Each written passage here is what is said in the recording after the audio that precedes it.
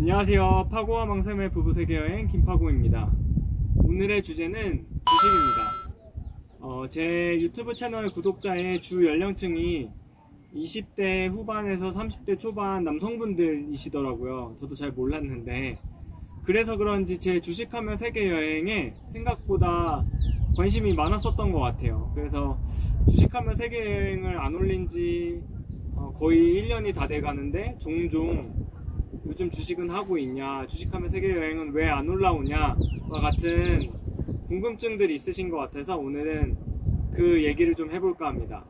그래서 오늘 영상에서는 첫 번째, 그동안 즉 영상을 안 올린 1년 동안 주식을 했었는지, 왜 주식하면 세계여행 영상은 안 올렸었는지에 대해서 얘기를 해보고, 두 번째, 그 1년 동안 제가 해외 주식으로 100% 수익률을 벌었는데 그 관련된 썰을 한번 풀어보고, 세 번째, 저와 같은 주식 전문가가 아니고 주식을 전업으로 하지도 않는 일반 투자자가 앞으로 투자에 대해서는 어떤 방향으로 접근해 나가는 게 좋을지에 대한 제 생각을 여러분과 함께 공유한 다음에, 마지막으로 네 번째, 2020년에 진짜 경제 위기가 올까, 이렇게 이거에 대한 저의 생각을 얘기해 보도록 하겠습니다.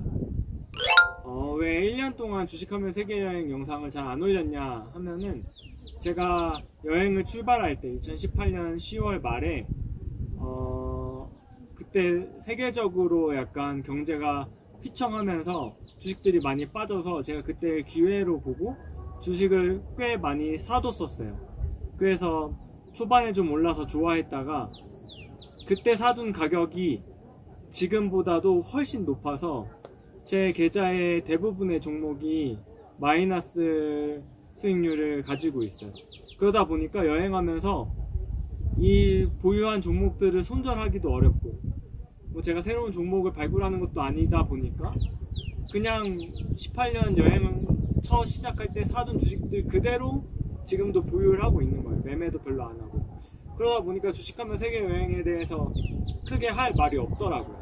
그게 영상을 안 올린 첫 번째 이유고, 두 번째는 주식을 해야지 매매를 하면 안 되는데, 제가 초반에는 주식 공부, 즉 세계가 진짜 어떻게 돌아가는지, 제가 여행을 하면서 본 것들에 대한 공부, 기업 공부 혹은 뭐 경제 공부를 하는 게 아니라, 오늘은 이 주식을 사서 10,000원에 사서 1,500원에 팔았으니까 5% 벌었네? 이런 매매를 하게 되더라고요. 근데 매매를 하게 되면 나쁜 점이, 여행에 집중을 못하고 계속 주식 꽃가창만 보게 돼서 이러면 제가 여행을 망치겠다, 이렇게 해서 돈을 크게 벌지도 못해요. 그러다 보니까 제가 주식을 안 한 게 아니라 매매를 안 하고, 제가 가지고 있는 기존에 2018년에 산 종목들은 지금도 계속 마이너스다 보니까 주식 매매를 하는 게 하나도 없어서 따로 얘기할 게 없더라고요. 그러다 보니까 영상을 안 올리게 됐어요.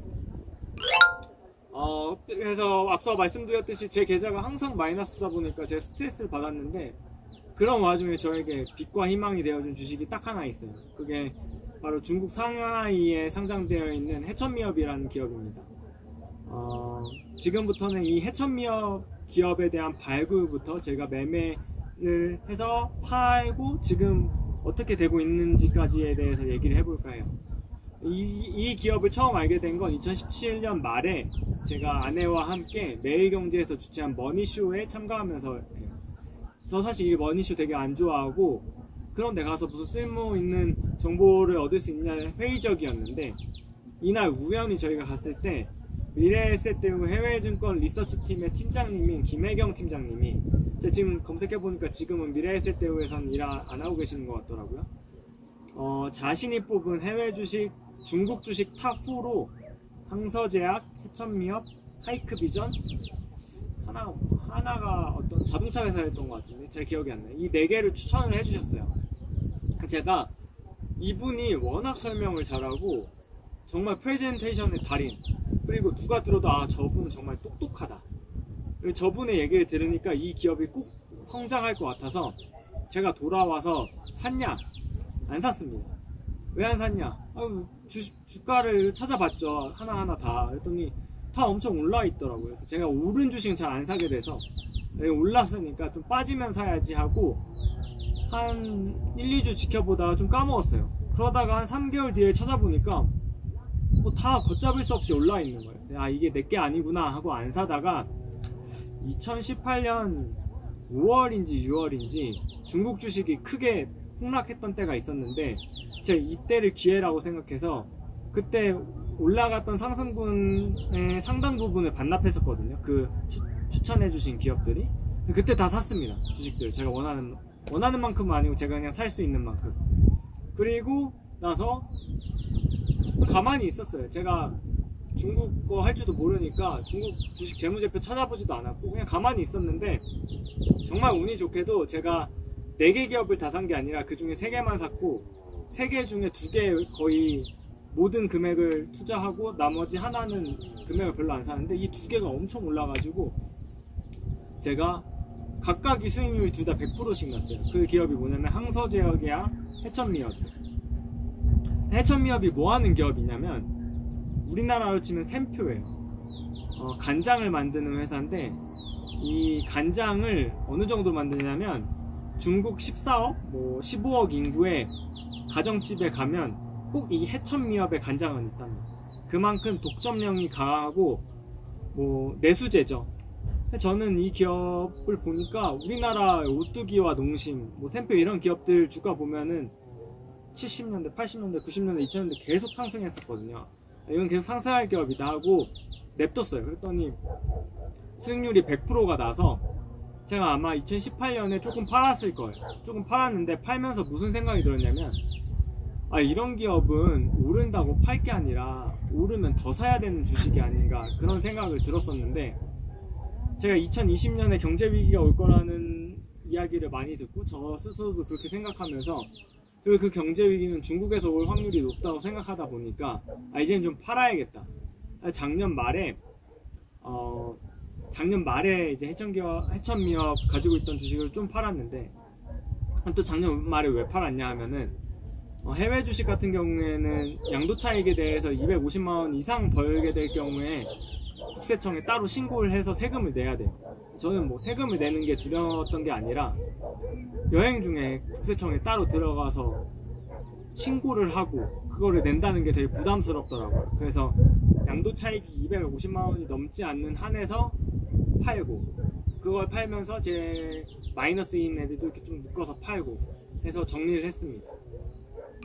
제가 이 해천미업을 매매하면서 느낀 게 뭐냐면, 사실 제가 해천미업의 재무제표를 한 번도 본 적도 없고, 이 회사가 18년엔 매출이 어땠고 19년엔 매출이 어땠는지도 사실 팔로우 하지 않았어요. 그러니까 사실 주식 투자자로서는 가장 기본도 안 한 낙제점인데 제 주식은 100% 올랐단 말이죠.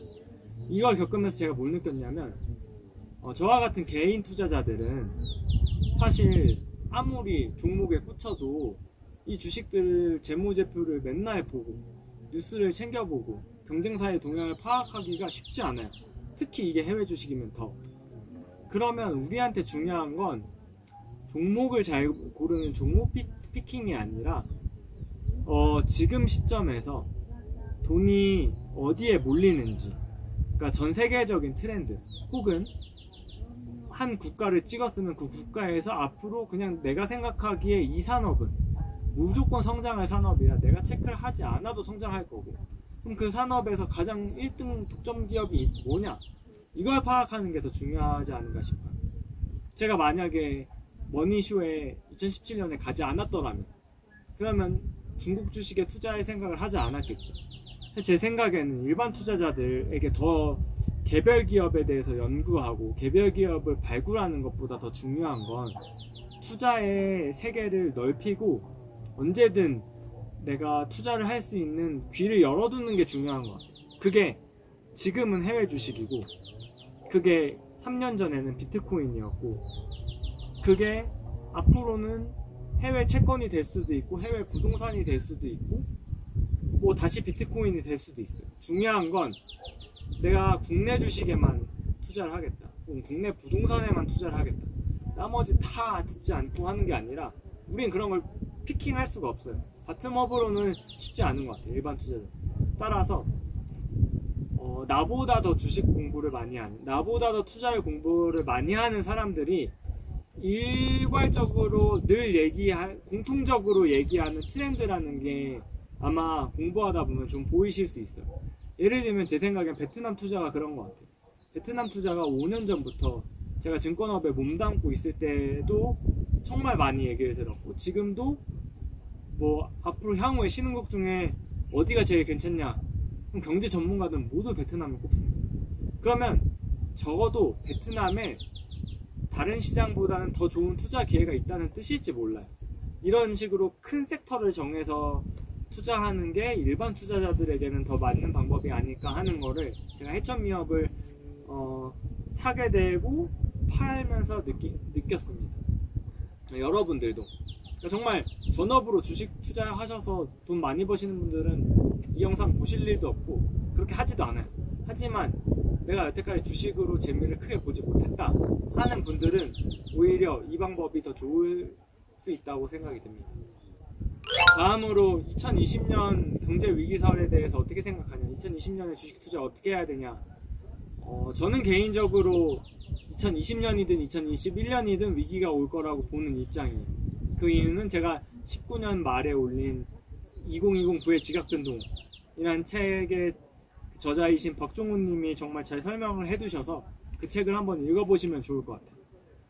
근데 그 책이 2019년 7월에 출간이 됐는데 그 이후에 그 책에서 가장 중요한 경기의 변곡점으로 미국의 금리 인하가 다시 시작되는 시점이라고 하셨는데 벌써 2019년 9월과 11월이었나요? 미국이 금리 인하를 2번이나 했는데 그 책에서 예상한 것과는 조금 다르게 미국 주식은 19년 7월 이후에도 엄청나게 상승을 했고, 미국 주식과는 사실 반대의 상관관계를 보여야 하는 금, 달러, 엔화 같은 안전자산 혹은 채권까지도 다 상승을 하는, 모든 자산이 지금 상승을 하고 있어요. 그래서 정말 현금을 가진 사람만 손해를 보는 상황이 계속되고 있는데, 이런 걸 보면서 경제가 유기적으로 반응하고 뭐 진짜 전 연준 의장부터 시작해서 헤지펀드 이제 월가의 가장 큰 헤지펀드 운영하는 우리 원칙의 저자인 레이 달리오도 경제 위기가 올 거라고 얘기하고, 모든 이가 2020년에 경제 위기가 올 거라고 하니까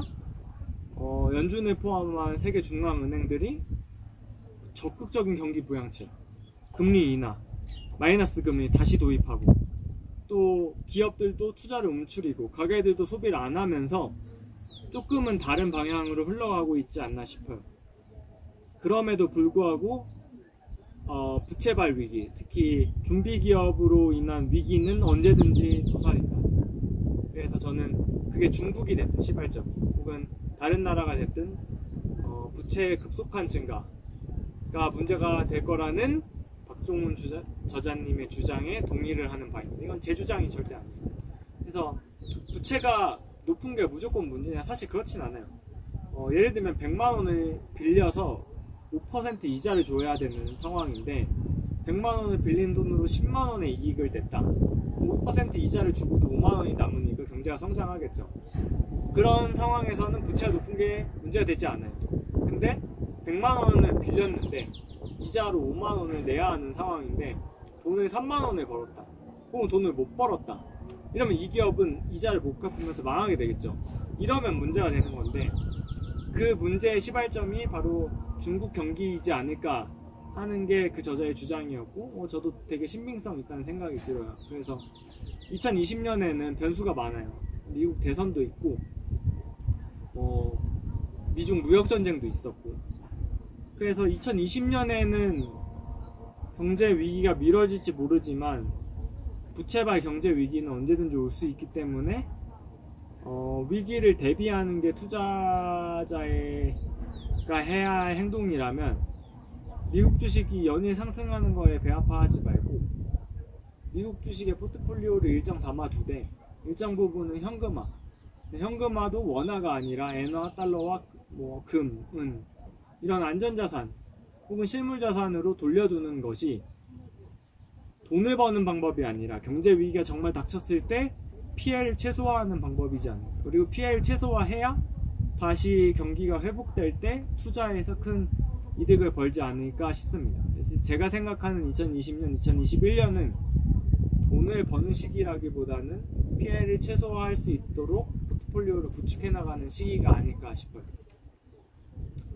지금까지 왜 주식하면 세계 영상을 안 올렸었는지, 그 와중에도 해외 주식으로 돈을 번 이야기, 세 번째로 2020년에 보는 경제 위기설에 대한 제 생각을 이야기해 보았습니다. 한 가지 더, 저와 같은 일반 투자자가 돈을 벌기 위해서는 조금 다른 접근법이 필요하지 않은가에 대해서도 이야기를 해보았습니다.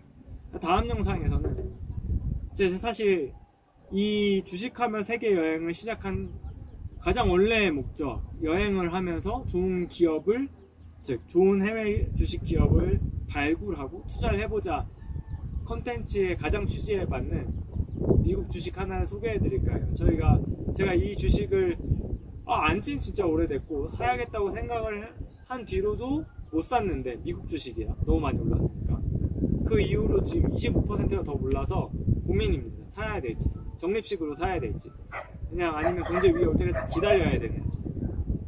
다음 영상에서는 이 미국 주식이 어떤 기업일지, 이 주식을 어떻게 발견하게 됐는지, 그리고 여러분에게 있어서 투자 포인트는 뭘지 한번 같이 고민하는 영상을 만들어 보도록 할 테니 다음 영상도 기대해 주세요.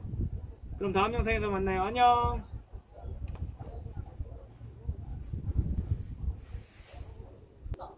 너무 낮지 않아 내가? 지금이야. 내가 너무 낮지 않아? 딱 반이야. 화면에 딱 반에 오빠 머리가. 우와!